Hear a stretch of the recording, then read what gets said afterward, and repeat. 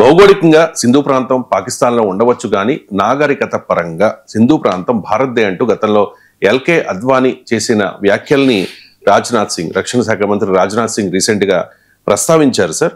ఒకసారి అబ్బాయి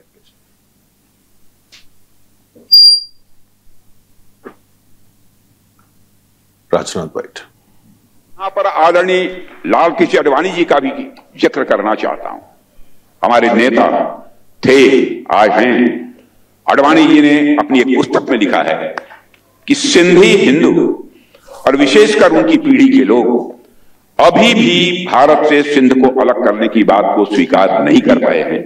न केवल सिंध में बल्कि पूरे भारत में हिंदू सिंधु नदी को पवित्र मानते थे। सिंध के कई मुसलमान भी मानते थे कि सिंधु का जल मक्का के आबे जमजम से कम पवित्र नहीं।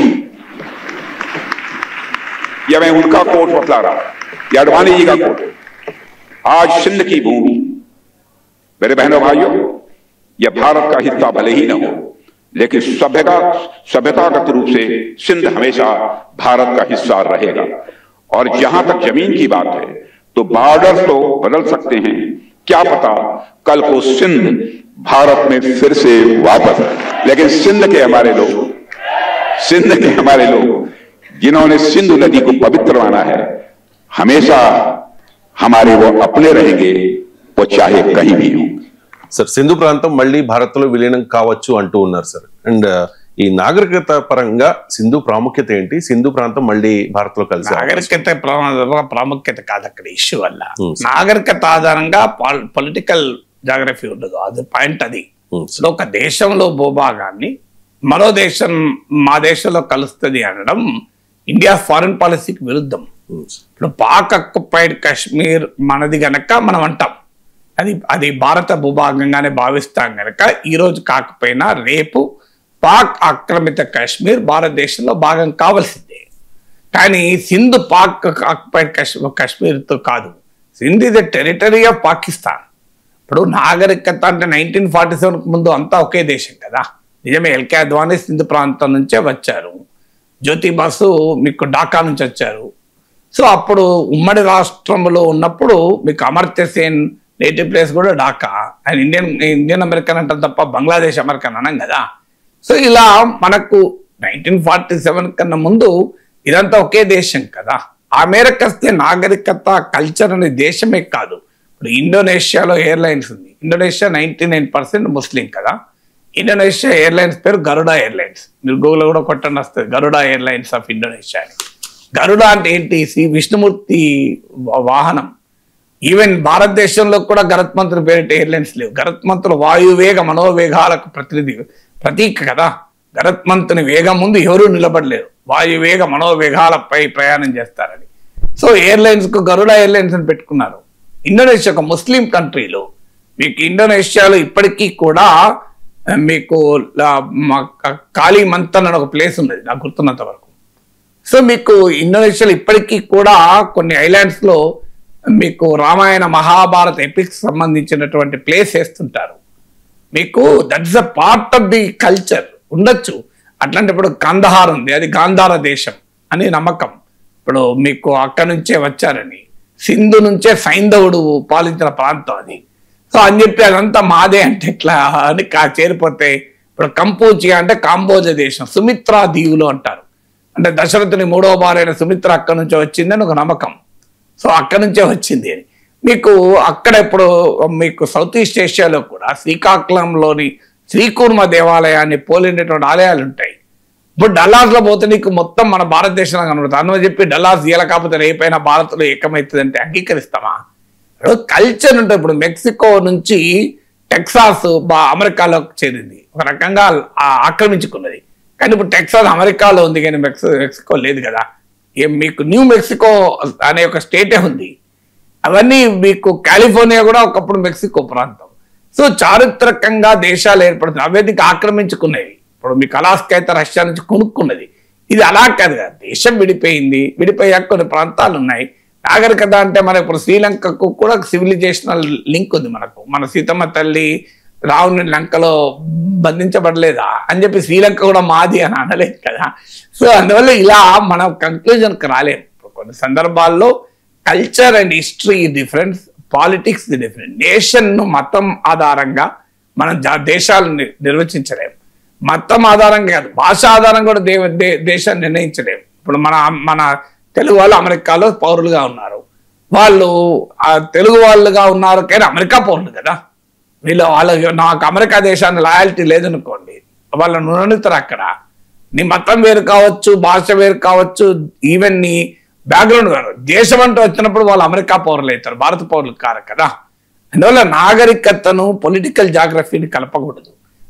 నాగరికత ప్రపంచమంతటా ఉండవచ్చు, తప్పేం లేదు. నాగరికత అనేది మీకు భాషల్లో కూడా పోలికలు ఉండొచ్చు, సివిలైజేషనల్ లింకులు ఉండొచ్చు. ఇప్పుడు అమెరికాలో రెడ్ ఇండియన్స్ అంటారు, అంటే వాళ్ళు ఇండియన్సా? ఇప్పుడు వెస్ట్ ఇండీస్ అంటారు. ఈవెన్ మీకు ఫిజీలో సగం మంది భారతీయులే.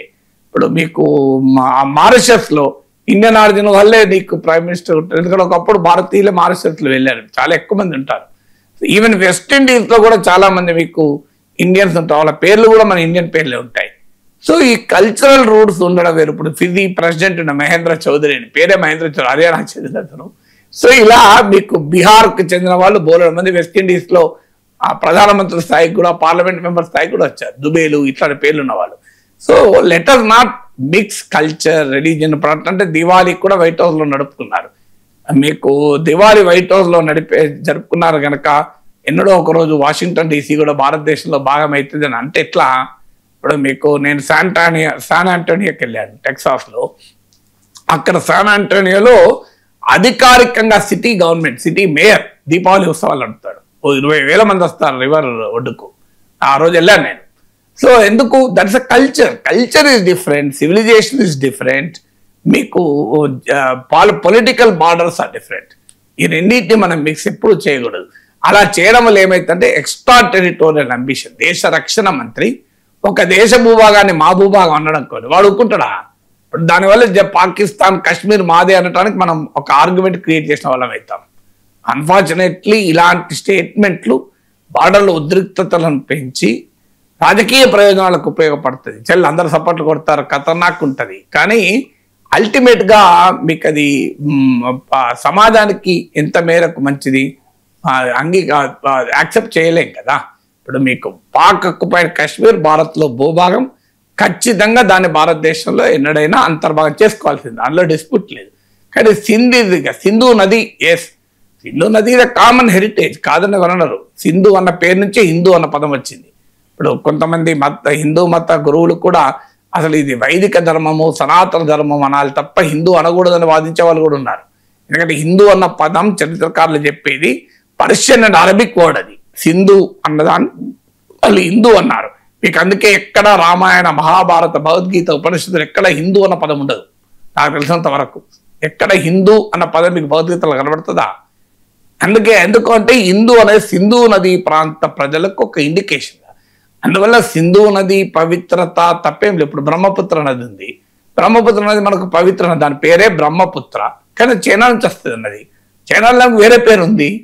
సో నదులు ఇప్పుడు గంగా నది ఉంది, ఇంటర్స్టేట్ రివర్ కాదా? గంగా నది మనకు ఎంత పవిత్రమైంది, కానీ అది భారతదేశంలో ఉంటుందా? గంగా నది బంగ్లాదేశ్లో కూడా ఫరక్కా నుంచి బంగ్లాదేశ్ వైపు వెళ్తుంది కదా. మరి బంగ్లాదేశ్లో కూడా గంగా నది ఉంది కదా, మనకు చాలా పవిత్రమైంది. నేషనల్ రివర్స్ కూడా ఉంటాయి. సో అందువల్ల ఒక సంస్కృతి, నాగరికత వేరు, కల్చరు, సివిలైజేషను ఇవన్నీ వేరు, ఒక బార్డర్స్ వేరు.